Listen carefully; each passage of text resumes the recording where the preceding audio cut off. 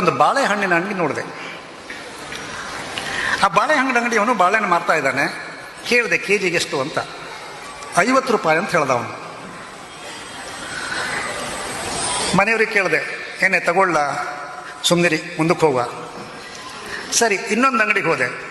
ಅಲ್ಲೂ ಬಾಳೆಹಣ್ಣು ಇಟ್ಟಿದ್ದ. ಅವನ ಹತ್ರ ಕೇಳಿದೆ ಬಾಳೆಹಣ್ಣಿಗೆ ಎಷ್ಟು ಅಂತ. ಅವನು 30 ರೂಪಾಯಿ ಅಂತ ಹೇಳ್ದ. ಒಂದು ಅಂಗಡಿ ಆಚೆ ಈಚೆ ಇವನು ಬಾಳೆಹಣ್ಣು ಮಾರ್ತಾ ಇದ್ದಾನೆ 50 ರೂಪಾಯಿ. ಪಕ್ಕದಲ್ಲೇ ಇವನು ಅಂಗಡಿಯಲ್ಲಿ ಬಾಳೆಹಣ್ಣು ಮಾರ್ತಾ ಇದ್ದಾನೆ 30 ರೂಪಾಯಿ. ಇದು ಹೇಗೆ ನನಗೆ ಗೊತ್ತಾಗಲಿಲ್ಲ. ಒಂದು ನಿಮಿಷ ನೀನು ಇಲ್ಲೇ ಇರುವಂಥ ಹೆಣ್ತಿನ ಬಿಟ್ಟು ವಾಪಸ್ ಅವನು ಮೊದಲ ಅಂಗಡಿಗೆ ಹೋದೆ. ಅಲ್ಲಯ್ಯ, ಅವನು 30 ರೂಪಾಯಿಗೆ ಬಾಳೆಹಣ್ಣು ಮಾರುವಾಗ ನೀನು ಪಕ್ಕದವನು ಇಂಥ ಸ್ಪರ್ಧಾ ಯುಗದಲ್ಲಿ 50 ರೂಪಾಯಿ ಅಂದರೆ ನಿನ್ನ ಬಾಳೆಹಣ್ಣು ಯಾರು ತಗೊಳ್ತಾರೆ ಮಾರೆ ಅಂತ ಕೇಳಿದ್ದಕ್ಕೆ ಅವನು ಏನು ಹೇಳ್ದ ಗೊತ್ತಾ? ನಾನು ಬಾಳೆಹಣ್ಣಿನ ಇಡೀ ಗೊನೆ ಇಟ್ಟುಕೊಂಡೇ ಮಾರ್ತಾ ಇದ್ದೇನೆ. ನೀವು ಹಣ್ಣು ಕೇಳಿದ್ರೆ ಬಾಳೆಹಣ್ಣಿನ ಗೊನೆಯಿಂದ ಕಿತ್ತು ಕೊಡ್ತೇನೆ. ಅವನದು ಅದೆಲ್ಲ ಉದುರಿ ಕೆಳಗಡೆ ಬಿದ್ದಿರೋ ಹಣ್ಣು ಅಂತಂದ. ನನಗೆ ಒಮ್ಮೆಗೆ ಬಿಸಿ ನೀರನ್ನು ಹೀಗೆ ಚೋಕಿದಾಗ ಆಯಿತು. ಯಾಕೆ ಹೇಳಿ? ಸಮಾಜದಲ್ಲಿ ಎಲ್ಲರ ಜೊತೆಗೆ ಇದ್ದರೆ ಬೆಲೆ ಜಾಸ್ತಿ. ಇಲ್ಲ, ನಾನು ನನ್ನ ಹೆಂಡತಿ ಮಕ್ಕಳು ಅಂತೇಳಿ ನೀವು ಈ ಉದುರಿ ಹೋದ ಬಾಳೆಹಣ್ಣು ಥರ ಬೇರೆ ಬೇರೆ ಇದ್ದರೆ ಕೆಜಿಗೆ 30 ರೂಪಾಯಿ.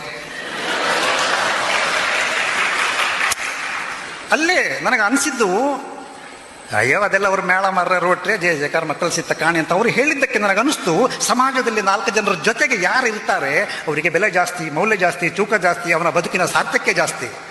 ನಾನು ನನ್ನ ಹೆಂಡತಿ ಮಕ್ಕಳು ನನ್ನ ದುಡ್ಡು ಅಂದರೆ ಅದು ಅವನಿಗೆ, ಅವನ ಕಂಪೌಂಡಿಗೆ ಆಯಿತು, ಅವನ ಕೆಲಸದವರಿಗೆ ಆಯ್ತು ಅಲ್ವಾ? ಹಾಗಾಗಿ ಸಮಾಜದಲ್ಲಿ ಎಷ್ಟು ಸಾಧ್ಯವೋ ಬರೀ ಜೇಸಿ ಅಂತಲ್ಲ, ಸಾಧ್ಯ ಆದರೆ ನಿಮ್ಮೂರಿನ ದೇವಸ್ಥಾನದಲ್ಲಿ ಪಾಲ್ಗೊಳ್ಳಿ, ಶೈಕ್ಷಣಿಕ ಸಂಸ್ಥೆಯಲ್ಲಿ ಪಾಲ್ಗೊಳ್ಳಿ, ಒಂದು ವ್ಯಾವಹಾರಿಕ ಕಾನ್ಫರೆನ್ಸ್ ಇದ್ದರೆ ಅಲ್ಲಿ ಪಾಲ್ಗೊಳ್ಳಿ. ಎಲ್ಲ ಸಮಾಜದಲ್ಲಿ ನಾವು ಬೆರೆಯೋಣ. ಬೆರೆತಾಗ ನಾನು ಯಾರು ಅಂತ ಗೊತ್ತಾಗತ್ತೆ. ನನಗೂ ಕೂಡ ನಾನು ಯಾರು ಅಂತ ಗೊತ್ತಾಗಿದ್ದು ಈಗ ಊರು ತಿರುಗ್ತಾನೆ. ನಾನು ಉಪ್ಪುಂದದಲ್ಲಿ ನನ್ನ ಮನೆಯಲ್ಲಿದ್ದಾಗ ನನ್ನ ಅಪ್ಪ ಅಮ್ಮ ನನಗೆ ಭಾಳ ಕೊಂಗಾಟ ಮಾಡ್ತಾಯಿದ್ರು. ತುಂಬ ನಾನೇ ಬಸ್ ಸ್ಟ್ಯಾಂಡಿಗೆ ಬಂದರೆ 10-15 ಜನ ಎಲ್ಲರೂ ಬಸ್ ಹತ್ತಲಿ ನಿಂತಿದ್ದಾರೆ, ಅವರಲ್ಲಿ ನಾನೊಬ್ಬ. ಹಾಗೆ ಕುಂದಾಪುರ ತಾಲೂಕಿಗೆ ಹೋದರೆ ಶಾಸ್ತ್ರಿ ಪಾರ್ಕಲ್ಲಿ 100 ಜನ, ನಾನೊಬ್ಬ. ಉಡುಪಿ ಜಿಲ್ಲೆಗೆ ಹೋದರೆ ಇಡೀ ಜಿಲ್ಲೆಯವರೆಲ್ಲ ಅಲ್ಲಿ ಬಂದ್ಕೊಂಡಿದ್ದಾರೆ, 1000 ಜನ ಅಲ್ಲ, 10-20 ಸಾವಿರ ಜನರಲ್ಲಿ ನಾನೊಬ್ಬ. ಅಂದರೆ ನಾನು ಯಾರು ಅಂತ ಗೊತ್ತಾಗಬೇಕಿದ್ರೆ ನೀವು ಮತ್ತಷ್ಟು ಎತ್ತರಕ್ಕೆ ಇರಬೇಕು. ಆ ಎತ್ತರಕ್ಕೆ ಇರಿದಾಗ ನಿಮಗೆ ಪಕ್ಷಿ ನೋಟ ಎಲ್ಲ ಗೊತ್ತಾಗತ್ತೆ. ಹಾಗಾಗಿ ಹೇಳಿದೆ, ಸಮಾಜದೊಂದಿಗೆ ಬೆರೆತಾಗ ನಿಮ್ಮ ನ್ಯೂನತೆಗಳು ಅರ್ಥ ಆಗತ್ತೆ, ನಿಮ್ಮ ದೌರ್ಬಲ್ಯಗಳು ಅರ್ಥ ಆಗುತ್ತವೆ, ಅದನ್ನು ತಿದ್ದಿಕೊಳ್ಳಿಕ್ಕೆ ಅನುಕೂಲ ಆಗುತ್ತೆ. ಮನೆಯಲ್ಲಿ ಪೊಂಗಾಟವೇ, ನೀವಿಬ್ಬರೇ ಇದ್ದರೆ ಅವಳಿಗೆ ನೀವು ಅವಳಿಗೆ ಪ್ರೀತಿ ಮಾಡಿಕೊಂಡು ನೀವು ಲೈಫ್ ಸಕ್ಸಸ್ ಅನ್ಬೇಕೇ ಬಿಟ್ಟರೆ, ಹೊರಗಡೆ ಬಂದಾಗ 4 ಜನರ ಜೊತೆಗೆ ಅವರು ನಿಮಗೆ ಮಾನ್ಯತೆ ಮಾಡ್ತಾರಾ, ಮಾಡೋದಿಲ್ವಾ?